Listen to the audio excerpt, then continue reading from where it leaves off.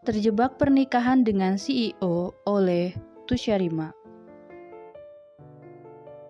Bab 33 menceritakan semuanya.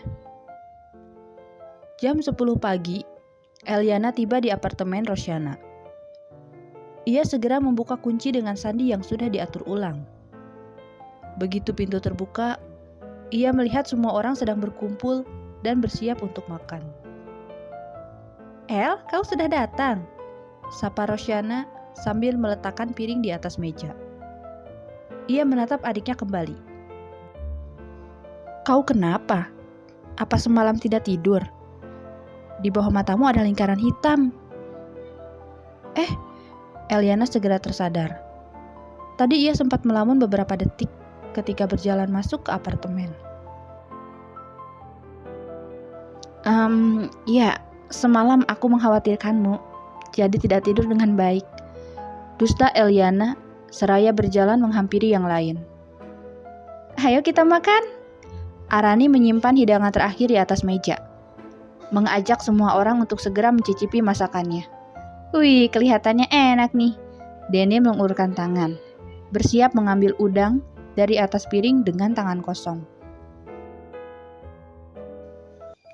"Hei, cuci dulu tanganmu." Arani memukul tangan Daniel. "Tadi kau baru memasang TV, pasti tanganmu sangat kotor. Sana, cuci tangan dulu." "Heish, aku sudah sangat lapar, tidak kuat berdiri, apalagi berjalan ke dapur untuk mencuci tangan," jawab Daniel dengan malas. Ia berniat mengambil makanan lain. Tiba-tiba Eliana berdiri, berjalan ke dapur, dan mengambil mangkuk berisi air untuk Daniel cuci tangan. Ekspresinya sangat datar. Tidak ada canda, serius, sedih, atau bahkan bahagia. Raut wajah dan gerakannya bagaikan sebuah robot.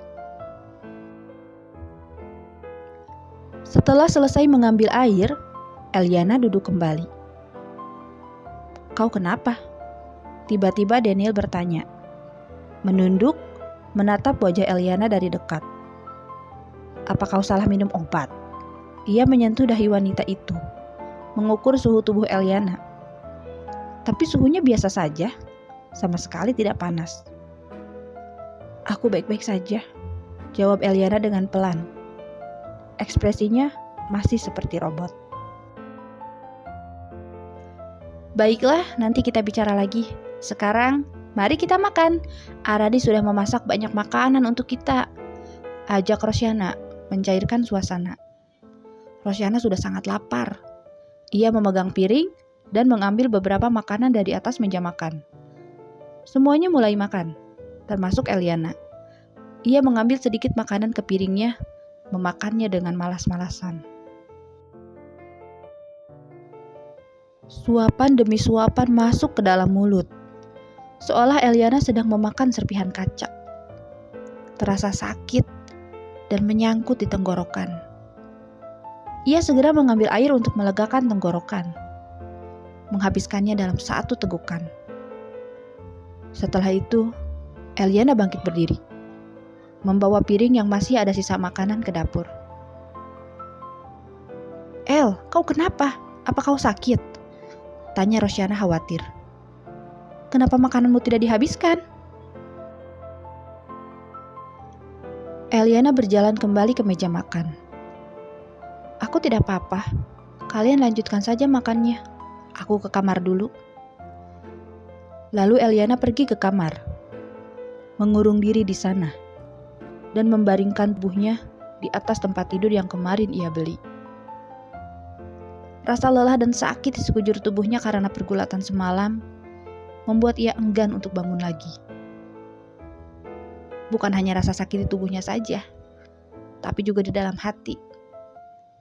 Rasanya bagai diiris sembilu, begitu sakit dan perih. Tiba-tiba air mata Eliana menetes, membasahi wajah serta bantalnya. Ia tidak bisa membendung kesedihannya lagi. Bukan hanya sedih karena tuduhan David pada dirinya, tapi juga pada Alex yang waktu itu berlutut dan menangis di depannya, memohon agar Eliana bersedia menggantikan Isabel untuk menikah. Tapi sekarang, Belum 1 tahun Eliana menikah, Isabel sudah kembali. Dan mereka membuka semua rahasia ini pada David. Entah bagaimana mereka menyampaikannya pada David, hingga pria itu sangat membenci Eliana. Jam 3 sore, semua orang mulai khawatir karena Eliana belum juga keluar dari kamar. Rosiana takut terjadi sesuatu pada adiknya. Apalagi tadi Eliana makan dan minum sedikit sekali. Tanpa berpikir panjang, ia pun segera mengetuk pintu kamar. Tok tok tok. El, apa kau sudah bangun? Tok tok tok. El, buka pintunya. Biarkan aku masuk ya. Hening beberapa saat, lalu terdengar suara kunci kamar dibuka. Nampak Eliana berdiri sambil membuka pintu, dengan penampilan yang jauh lebih buruk dibanding saat pertama datang tadi. El, kau kenapa? Ada apa denganmu? Rosiana terkejut melihat penampilan adiknya. Ia segera memegang kedua bahu Eliana, menatap wajah adiknya dengan teliti. Bukan hanya rambut Eliana yang berantakan, namun wajahnya pun terlihat sangat kusam dengan mata yang memerah dan bengkak. Apakah kau menangis? Tanya Rosiana. Apa yang membuatmu bersedih? Ayo, katakan padaku. Wah! Tangis Eliana benar-benar pecah. Ia memeluk Rosiana yang 5 cm lebih pendek dari dirinya. Mendengar tangisan Eliana, Daniel dan Arani segera menghampiri. Mereka kompak bertanya, "Ada apa? Eliana, apa kau bermimpi buruk?" Wah! Lagi-lagi Eliana meledak. Hidupku bahkan lebih buruk dari sebuah mimpi.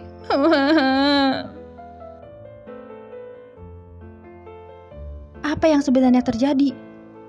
Daniel mulai bertanya serius. Tadi malam kau masih baik-baik saja, tapi sekarang kau bersikap sangat aneh. Apa ini gara-gara suamimu itu? Akhirnya Daniel mengatakannya. Jika itu benar, aku akan membuat perhitungan dengannya. Daniel bersiap untuk pergi. Jangan, larang Eliana. Ia segera menyeka air matanya.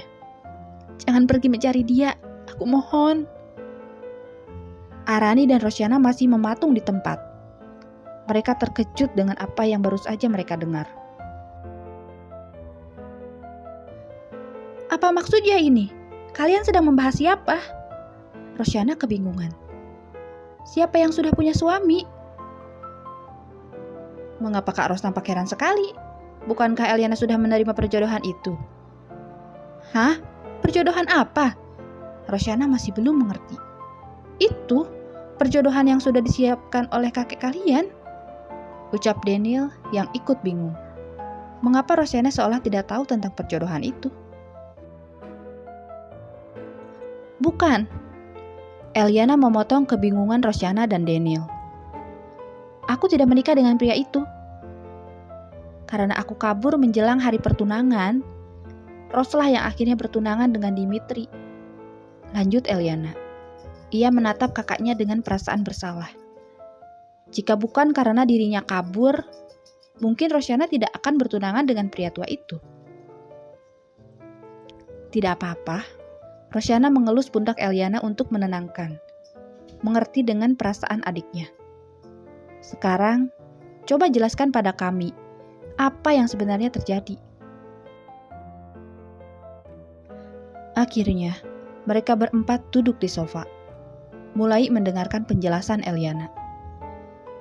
Mengalirlah cerita Eliana mengenai bagaimana awal mula ia menginjakkan kaki di kota tersebut, kemudian tertabrak mobil David, hingga perannya sebagai pembantu di rumah keluarga Alex. Tunggu, potong Rosiana tidak sabar. Kau bilang dirimu bekerja sebagai pelayan. Apa tidak salah?